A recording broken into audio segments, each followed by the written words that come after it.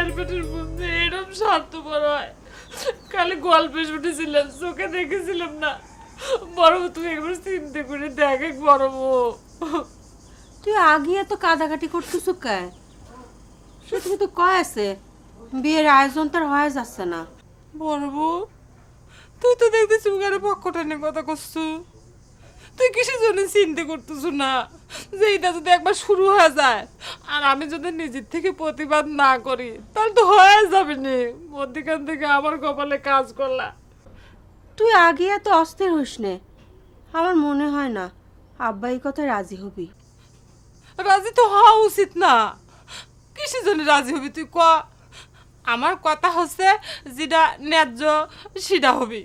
আচ্ছা ধরেক যে তোর চিন্তা ভাবনা যদি বাদ দিয়ে দেয় তাহলে হিসেব মতো কার বিরুদ্ধে নেওয়া উচিত? আমার না? এবং ক ঠিক কথা কইছি না? ঠিকই তো। তাহলে তুই একটু আব্বাক বুঝে কোস কিরম ষড়যন্ত্র করা শিখেছি ওই দুটি দেখ। কেরে আমি কি মেজো পিঠে পাপ করেছি যে যা ইচ্ছে তাই করবো? কত আশা করে রয়েছি তোর বিয়ে যদি না হয় তাহলে এরপর থেকে ঘটকের সামনে যায়, পাত্রপক্ষের সামনে যায় আমি বসবো।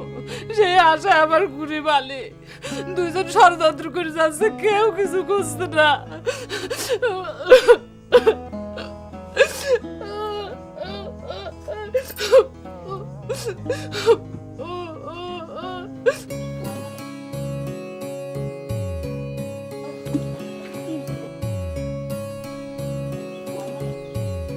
নিজ থেকে শুরু করার বুদ্ধিটা তো আব্বার কাছে কওয়াই গেল না, তার আগেই তো প্রতিবাদ শুরু হয়ে গেল।